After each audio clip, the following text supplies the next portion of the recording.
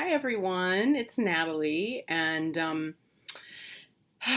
back kind of after my break. So a lot of things happened over the break, and I've been thinking for some time about like how to summarize that and how to talk about it, how to move forward with videos, with the channel, and within the community.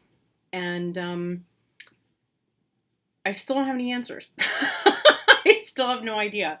I know that I feel like a shift is happening or coming to the way that I do things on the channel, but I can't really articulate that yet. Probably the best place to start is just kind of just doing a life checkup or a life check-in. It's been a long time. Like 2.5 months. So obviously, like in that time period, a lot of things have taken place. A lot of changes have happened. Yeah, here we are. I've got my little black cat mug and some cinnamon tea, which is great. I guess the place to start is like where we are now and maybe like work backwards. So my client died on the 6th of October, and it was exactly a year and 5 days after I began working with him. One of my mentors that I studied with, Marilyn Rush is her name. Marilyn's is called The Dying Year. And I feel called to like get in touch with her and just say, wow, I just had that experience of watching someone start at a place where they were still pretty vibrant and had quite a lot going on and was able to carry on and live some relatively normal aspects of life, and watching him decline steadily over that time period until he was, back at home on hospice. And that was intense. The 31st of August and the 6th of October, I was putting in 24-hour shifts pretty regularly. And working anywhere from, 50 to 80 hours a week. I think the most I clocked was 86 in 1 week. And I had no days off, really. I think I had one day in that whole span where there was not, phone calls all day or something, where I could at least be at home, but where I wasn't perpetually dealing with phone calls. And it wasn't just the one client, it was also the client's wife. So now the client's wife has also become my client. She and the family would remain my client, or will remain my client, because doulas stay with you through that whole process. We go through grief with our clients as well. Frequently, as I'm doing now, you have to really educate your client, like, grieving is okay. You don't have to just like immediately decide, okay, all of the funerals and memorials are over. Time to be back to usual, when everything in you says I'm not there. So that's where we are right now, and just kind of figuring out where next, what next to do with that client family, and how things progress, like, and move forward. I'm not going to lie. The thing about it that was intense was really not so much the process of watching my client die, which was actually really beautiful and really humbling, profoundly humbling. I think the hardest part of it was finding myself in a situation with a family where the family dynamics and the interpersonal dynamics, I don't even know where to begin with that. Suffice it to say, like, having time to come back to being around people who are not codependent and authoritarian, that's been a big shift. Whew. And I didn't realize how much weight I was carrying around with me on a daily basis, just trying to negotiate the difficult personalities involved in that case. So the majority of the work that I did while I was there was really not anything to do with death or dying. And it is often the case, if you're a doula, that's not the case. The difficulty is having to be with people who are not themselves. They're at their very worst. So their very worst tendencies are what's coming to the fore. And then finding a way to negotiate and navigate through that without losing it with them. And then also while being able to set boundaries with them while they unleash on you in ways that are completely inappropriate, and under which you would never allow yourself to work if it were any other place. In this case, like, they had a tendency to put me up on a pedestal, or not they, one person in the family who was also the power of attorney had a tendency to put me up on a pedestal and then knock me right off of it, and then put me back up on the pedestal and knock me off of it again. Whereas I'm kind of going, I'm just here. I'm just a person. I'm doing my best to help you with this situation. I understand that you're upset. I understand how hard this is. I'm offering you empathy. That doesn't make me better than you. That just means that I'm not the one in the middle of watching a loved one die. That was also difficult, because somehow for her this was triggering, because I don't know, for her it became about, you must be a better person than me, which was, pedestal, right? And then you suck, you're not better than me, I'm better than you, and I'm going to show you, and I'm going to control you. So getting knocked off of it, right? Very hard. The clients themselves have never done that. The clients themselves were utterly delightful, literally, in his own way, challenging but delightful from beginning to end. So there's that. It also kind of left very little time for much of anything else. So during that time, I sort of had to scramble to keep up with literally anything else. Fuzz appeared somehow. I basically kept up with my tarot readings as they came in. A lot of my readings come from people who watch the channel or know about me from social media. So when I announced I was taking a break, of course that slowed down significantly.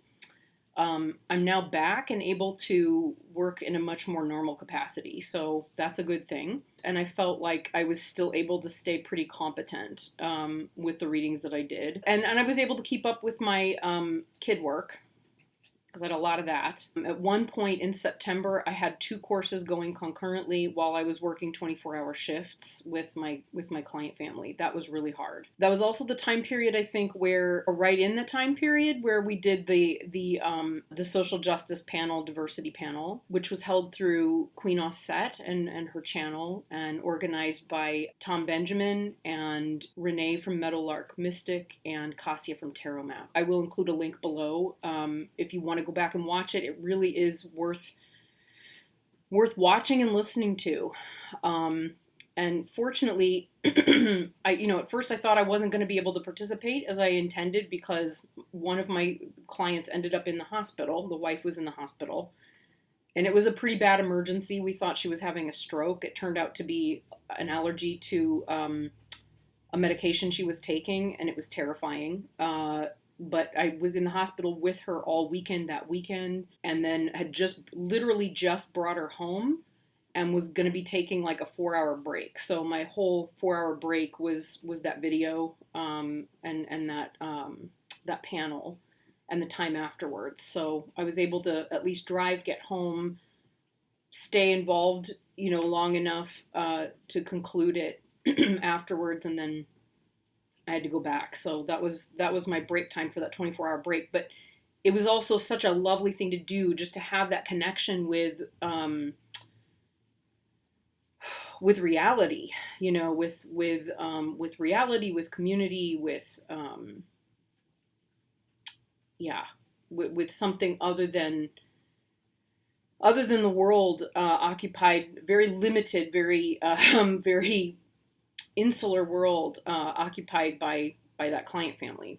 And now the teaching is slowing down. Things with my client family are slowing down, and there's a lot more space generally, which is good and scary, because of course now we're facing a time period where it looks like things are going to slow down because of the virus.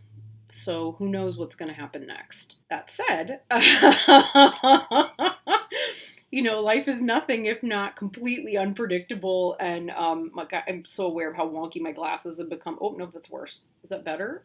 I can't even tell anymore. We just don't know. And every time I get sort of down or like, oh no, what happens next? What happens next? It really pulls me back into that, the practice, my main practice, which is learning to rest in a place of uncertainty. And when I say like that's my main practice, like that's literally my main practice. And it has been most of my life. But prior to it becoming a big, like actually finding a way to practice with it, I would have said it was anxiety. It was anxiety. It was a practice of anxiety. Whereas now it has become a practice of literally like learning to rest in that place. So that's something to talk about maybe at some point soon. I think that's worthwhile. This might be a good time to talk about those things because this is hard. So while we're talking about coronavirus as well, I just got through a 2-week quarantine. Someone came into the house who was extremely symptomatic and seemed to be showing signs of coronavirus or of some kind of respiratory distress. I overheard conversations with this individual take place over the phone where everyone said, maybe it's a good idea just to stay home. Don't try to go to the doctor.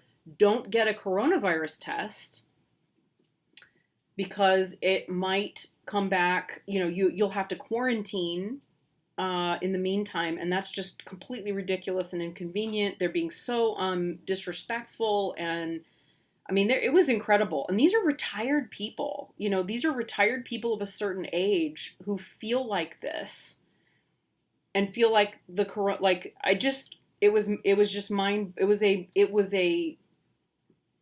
are no words. There are no words. I literally can see I'm struggling to find the words. There are no words. Suffice it to say, the woman came over to the house in a mask, at least. It was really interesting. No one seemed to feel a need to wear masks except some of the caregivers, sometimes me, and the Christian pastors who came over. And when you begin looking to the Christian pastors as like the bastion of sanity in a situation, when you're a Buddhist or a witch, very quickly, like this situation is bizarre. But that said, I loved the Christian pastors. They were amazing. I know I've gotten way off track here, but yeah, they were just wonderful people. I don't know how else to describe it. They were really wonderful, and incredibly supportive and loving and, extremely kind and open-minded in ways that I was not expecting, but which was an utter delight. They were beautiful to be with. Okay, so back to the woman with the COVID symptoms. So she comes into the house and was well behaved for the most part, kept her mask in place, and then somebody offered her a cup of tea. So she goes to drink the cup of tea, takes her mask off, immediately takes a sip. And you know how it is when you have like a respiratory thing and you add hot liquid, it will make you cough at first until your body is used to it. So what happens? She takes the sip and she starts coughing. She didn't want to cough on all of her friends in case she had COVID. So she came into the dining room where the caregivers and I were waiting and packing up our stuff and coughed all over us. And specifically came right up to me and just literally like, right in my face. And of course, at that point, none of us were masked. We were getting ready to leave. We were gathering our stuff for the night. The shifts were changing. This woman's also hard of hearing. She realizes, oh, I'm in the room with the death doula. I can ask her questions about death. This is great. Where do you see that our client is right now? Do you think he's close? How long does he have left? She's coming towards me, talking to me, and I'm kind of like literally, whoa. I'm trying to back out of here and get, and she's walking towards me coughing. I literally had to like back away around a wall to get away from her and then just dash. I didn't want to be rude. I didn't want to be horrible, but like I was literally standing there thinking like, do I get Lysol? Do I, what do I do? It was insane. It was insane. Thankfully, she turned out not to have anything, I think. She never went for a test. The symptoms just went away. No one else around her got sick. This is about 3 weeks ago, okay? A couple days after that, my client passed away. And then we had the funeral. So I was already on watch thinking, okay, I'm going to give it a few days and then I'm going to go and get a COVID test myself because this is ridiculous, and nobody's masking. We'd already had one COVID scare with the power of attorney, the family member's power of attorney. And she had been coughing and all around all of us, with no mask for days. And then suddenly had symptoms and decided to stay home, and then had a COVID test and called and was like, yeah, I have a COVID test and they're going to make me stay home. And it's so ridiculous and so stupid. It was a crazy environment. Well, we come up to the funeral, and this whole time I was staying away from my mom and dad because I didn't, and pretty much anybody, even Tom. Like, I came home the day after the woman coughed all over me, and I got in the shower, and it was bad. It was really bad. Yeah, it was just bad. It was really, the whole thing was just shocking. There were so many shocking things that took place. At the funeral, people were really well behaved, but the POA, again, got very drunk. There was like a little reception after the funeral where there was some food and stuff, and she was unmasked the whole time, and I was one of maybe a handful of 10 people in the whole place that kept their mask on more often than not. And at the end, as I went to say goodbye to the POA and gave her a hug, the first thing she did was reach out, grab my mask off my face, literally just yanked it off my face, pulled my glasses with it, and went and put me in a headlock hug, and then stood and talked to me in my ear, really, at close range for about 5 minutes.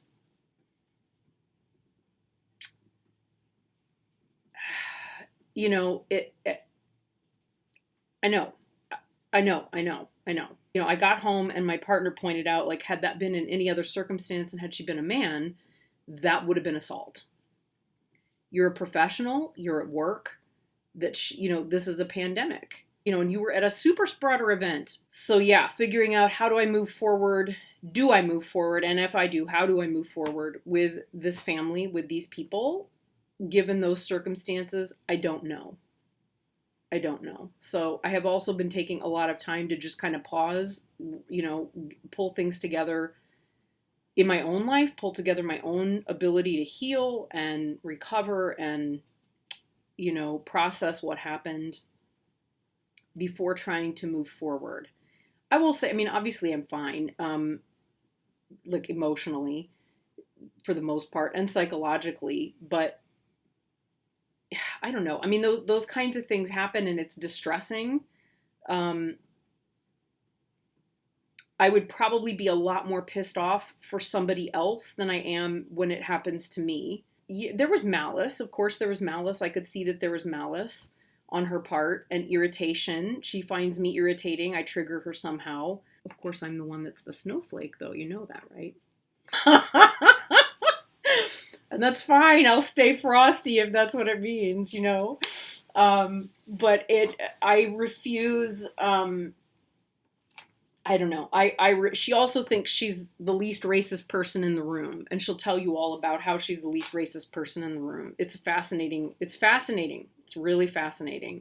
Anyway, I spent 2 weeks, I quarantined. I got through the quarantine. I didn't experience any symptoms. Nothing's happened. I'm still giving it a couple more days before I go and visit my mom and dad just to be on the safe side. And I'll still wear a mask at my mom and dad's house. But yeah, lots of crazy. Lots and lots of crazy. To be with, and that, that's to be expected. When you deal with people who are watching a family member die, there's going to be crazy because the situation feels crazy. It feels insane. And in so many ways it is, but you can bring sanity to it. And you can bring tremendous dignity to it. It all depends on what the family is able and willing to do. And so again, working back, been back and forth. At the end of August, I was able to do a weekend retreat. It was so beautiful. And so I learned a new practice called Dentog Chingma Chud, which is another Chud practice from the tradition of Machi Glabdron in Tibetan Buddhism that I've been working with. It was extraordinary. I couldn't have gotten through that time period with so much, energy and, and compassion and grace had it not been for learning that practice and then having it and building up that wellspring of compassion and tolerance in order to go into that situation. So of course I'm now working on it again, like since it's finished, as a way of like rebuilding and restoring that wellspring so that it remains full. So that's also been very helpful. But literally over the last 2.5 months, that has been, pretty much all I've been able to do is either keep myself afloat and continue to show up for work, managing all kinds of difficulties and problems that come up with the job, both with my clients or with my online teaching, and just keep moving forward. I literally had so many things that I expected to be able to do over that break and put energy toward that I never had any opportunity to even look at or pick up. Moving forward, it has kind of shifted, like, how do I want to look at things moving forward, and what do I want in my life, and what do I need to do moving forward? That said, something I have been able to have time to do and prioritize. I became involved with a sangha that is devoted specifically to removing or severing, literally severing attachment to white supremacy. So the Tara Mandala Sangha, which I belong to, started this sangha, and we meet once a month, and in the meantime we all have assignments. So we have reading assignments, we have journaling assignments, we have personal goals that we're supposed to work on, with regards to literally taking action and finding ways to be involved in our community. And I have not, I will admit, I have not been able to keep up with those goals, so I have a lot to work on. And another thing that I did, which was very, very interesting, it was actually completely heartbreaking. There's a local organization in St. Louis. It's called the Gateway End of Life Coalition, and each month there are new workshops to participate in. And there was a workshop or session based around racial justice and racial inequality at end of life, and how that especially affects the Black community in St. Wis.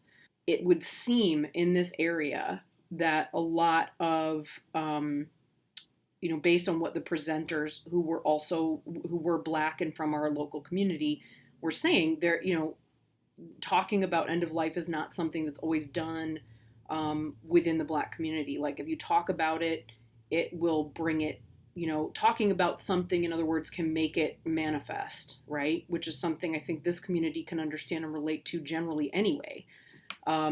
So trying to even have those conversations and find a way to serve that community can be very challenging, with regards to end of life. So it was a very interesting dialogue. And there was a lot to it. There's a lot to it, suffice it to say. So yeah, looking at how that affects my practice moving forward is also something to contemplate, for sure. I did record some videos while I was still in the middle of all of that, because I continued to order decks. I tried to pick up and play with decks from time to time, but I really didn't have time to do that, aside from just keeping up with client readings. Anytime I had for practice, really tarot and oracle was not the practice I wanted or needed for myself. Really what I needed for myself was meditation or chud. And so that's what I stuck with. It was a lot. It was a lot. It was literally putting everything in my life aside from what was immediately necessary, either to keep myself going or to kind of give myself a break or give myself something pleasant to do. So most of the unboxings that I did over that time period, those were all just kind of fun moments where I had some quiet or a little bit of time to myself. Little cough there. Nothing to worry about, I think. I'm pretty sure. it was mostly time spent, yeah, just doing that, just kind of keeping afloat and moving forward. I feel like I want to do like a deck update and a book update and stuff, but I think I'll do that in another video. Probably I'll film it right after this one though, so you'll see me back looking exactly the same, the same everything. But yeah, I can just appreciate that not everybody wants to watch a personal update, and some of you may want to just see the books or just see videos or whatever. So yeah, and I think probably moving forward there will be all sorts of things to share, but you got to find a starting point, you got to find a jump off point. So yeah. Anyway, so I wish all of you a beautiful week, and there will be more to come. Okay. Thank you so much. Talk to you soon.